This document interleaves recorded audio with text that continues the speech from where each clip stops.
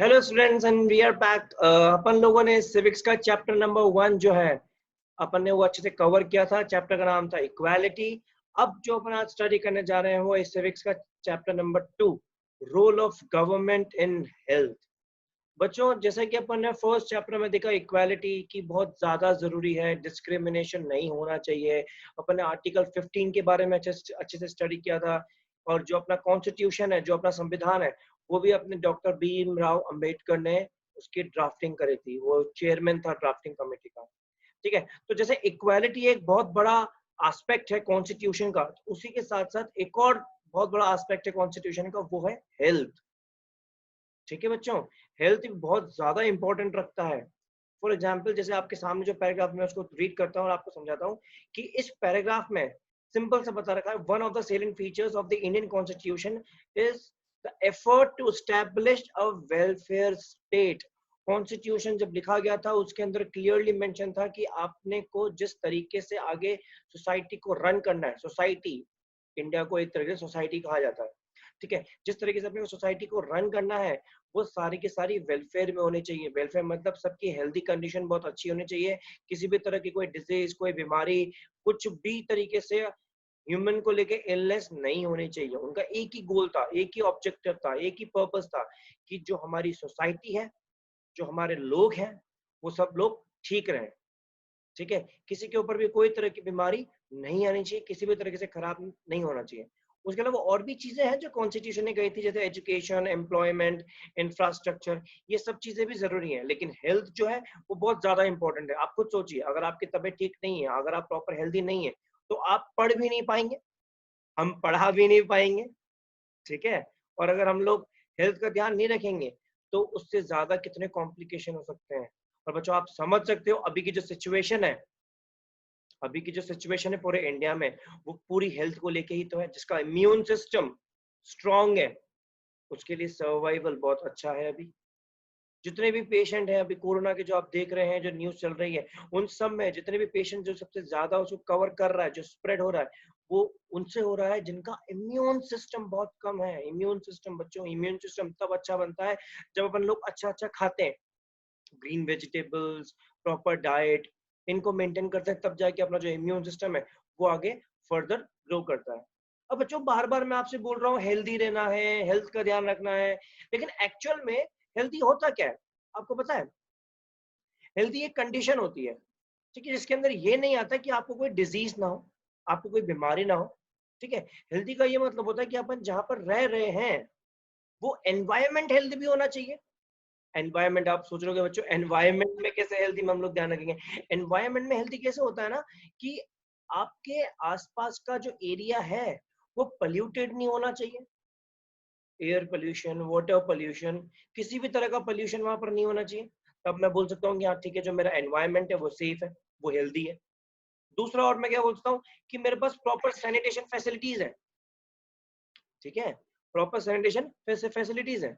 अब proper sanitation facilities है तो आप समझ सकते हैं क्या कहने का मतलब, कि कहीं से भी मतलब मुझे साफ सफाई मिलेगी। ठीक है, कहीं से भी मुझे गंदगी ना मिलेगी। ये तो होता है सैनिटेशन। एक्चुअल में सैनिटेशन का मतलब क्या होता है? अपन बोलते हैं ना, अभी सैनिटाइजर सैनिटाइजर यूज कर रहे हैं, क्यों यूज कर रहे हैं? होता क्या है सैनिटाइजर का मतलब? सैनिटाइजर का मतलब होता है कि आपके जहाँ पे आप उसको यूज कर रहे हैं वहां पर जितने भी जर्म्स, बैक्टीरियाज जो अपने को हार्म कर सकते हैं ना अपनी बॉडी को, वो सब मर जाए, वो सब खत्म हो जाए।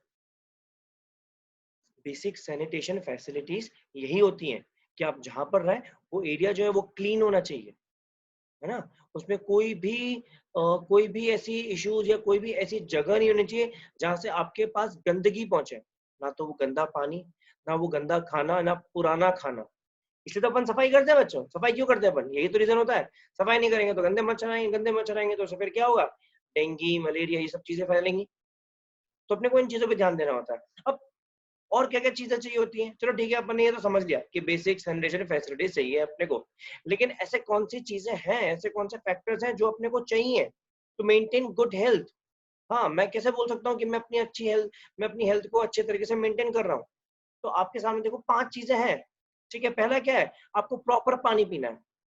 ठीक है, लेकिन क्लीन पानी पीना है, ऐसे नहीं अपन कोई भी अनफिल्टर्ड पानी पी रहे हैं जिससे अपनी बॉडी के अंदर सब खराब हो जाएगा। मैंने पहले बताया ना आपको कि अपनी बॉडी को 71% वाटर की जरूरत होती है।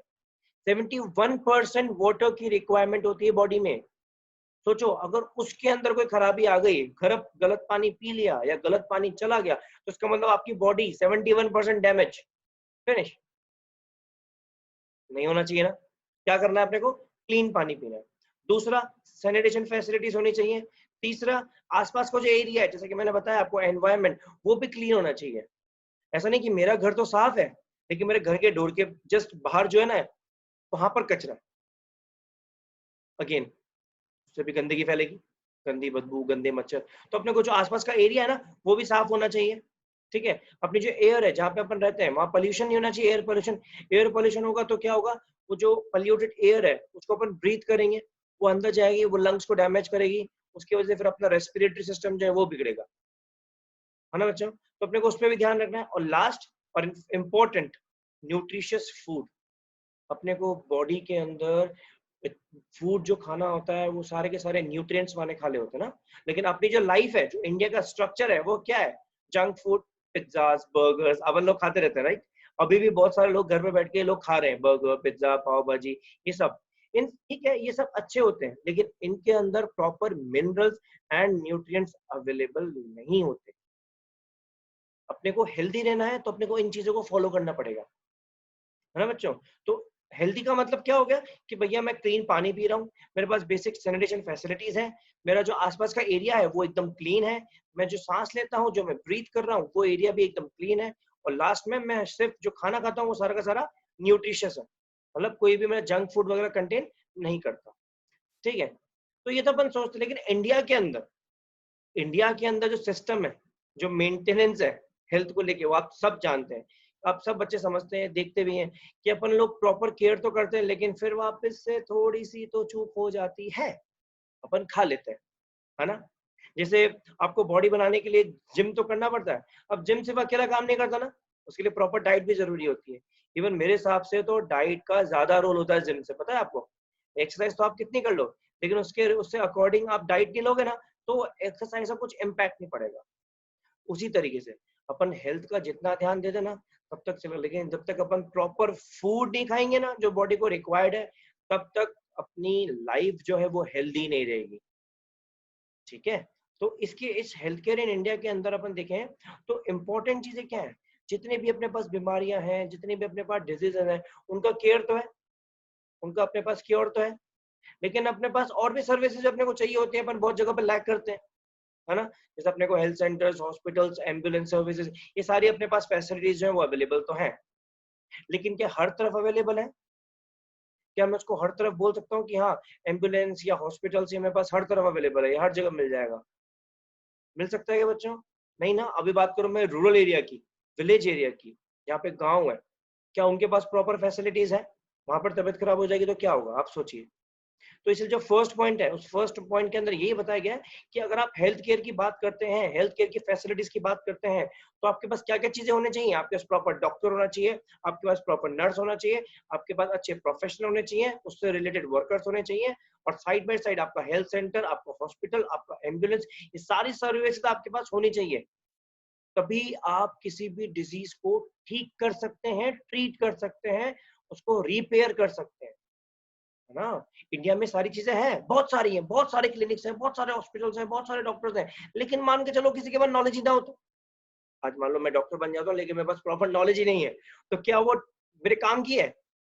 नहीं ना। तो इसीलिए डॉक्टर्स तो बहुत हैं, लेकिन उससे रिलेटेड नॉलेज, उससे रिलेटेड एक्सपीरियंस, ये सब भी बहुत देखा जाता है, क्योंकि हेल्थ जो है वो अपने लिए बहुत इंपॉर्टेंट है, बहुत मैटर करती है। हल्की सी एक गलत बीमारी, हल्की सी एक गलत दवाई, गलत मेडिसिन, गलत टैबलेट अपनी हेल्थ को और खराब कर सकता है।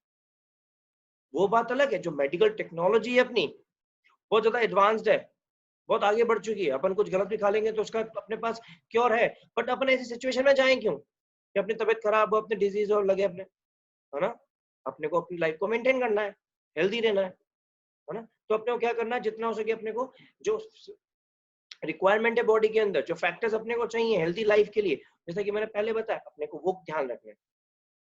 ठीक है। और इसके अलावा और क्या तरीका अपने हेल्थ केयर इंडिया के अंदर कि इतना कुछ अपन ने अचीव कर लिया है, इतनी सारी अपने पास टेक्नोलॉजी है, इतने सारे अपने पास डॉक्टर्स हैं, क्लिनिक्स हैं, हॉस्पिटल्स हैं, सब कुछ है अपने पास, बट स्टिल अपन लैक कहाँ करते हैं? रूरल एरियाज में, यानी कि रिमोट एरियाज में, जहाँ पर गांव है, वहां पर प्रॉपर फैसिलिटीज नहीं है। सोचो सोचो, अपन लोग यहाँ पर अवेलेबल है, अपने पास डॉक्टर्स है, सब कुछ है, लेकिन जो रूरल एरियाज है वहां पर तो डॉक्टर्स भी नहीं है। उनको क्या करना पड़ता होगा? वो यहाँ पर आते हैं, वो क्या करेंगे? आसपास के जो सिटीज है यहाँ पर आएंगे, सूरत के पास जो विलेज है, अगर वहां पर कोई अवेलेबल नहीं है, कोई डॉक्टर, कोई हॉस्पिटल, तो वो क्या करेंगे? वो सूरत में आएंगे, ट्रैवलिंग का टाइम लगेगा, इतना लंबा डिस्टेंस ट्रेवल करके आएंगे। दूसरा, उनको लंबी लंबी लाइनों में लगना पड़ेगा, तब जाके सोल्यूशन मिलेगा ना। अपने को कुछ होता है तो अपन फटाफट से डॉक्टर, क्लिनिक इनके पास जाते हैं, लेकिन उनका सोचो। तो हेल्थ केयर सिस्टम जो इंडिया में, वो बहुत ज्यादा वीक है in terms of rural areas, not in urban areas. Urban में अपने पास सारी सर्विसेज हैं, सारी फैसिलिटीज अवेलेबल हैं, ठीक है। अब जो रूरल एरियाज है, अपन लोग जानते हैं कि इंडिया का जो हिस्ट्री है, इंडिया की जो हिस्ट्री है, वो मेजरली प्राइमरी सेक्टर से रही है, मतलब एग्रीकल्चर से रही है ना। अभी भी मोर देन 50% जो एरिया है वो एग्रीकल्चर के अंदर ही है, मतलब सारे लोग 50% से ऊपर लोग अभी भी गांव में फार्मिंग कर रहे हैं। इसका मतलब क्या हुआ? 50% से ऊपर जो लोग हैं, जो बच्चे हैं, वो अंडर नरिश्ड है। अंडर नरिश मतलब उनके पास प्रॉपर न्यूट्रिएंट्स नहीं है जो बॉडी को चाहिए होते, इसीलिए उनकी तबीयत खराब रहती है ना।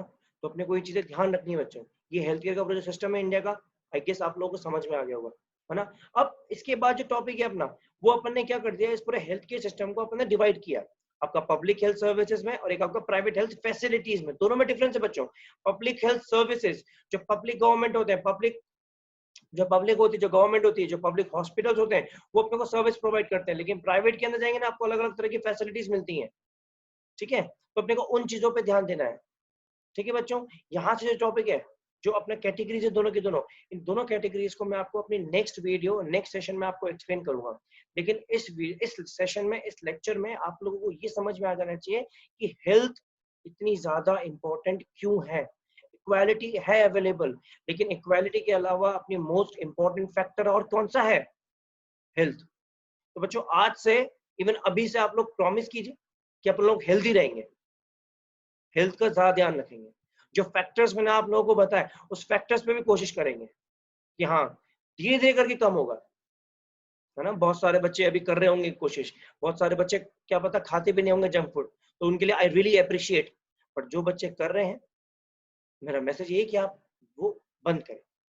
ओके बच्चों, तो ये चैप्टर था अपना हेल्थ, जिसका फर्स्ट पार्ट जो है वो अपन ने अभी कवर किया। नेक्स्ट सेशन में अपन इन दोनों टॉपिक्स को कवर करेंगे। ओके बच्चों, बाय।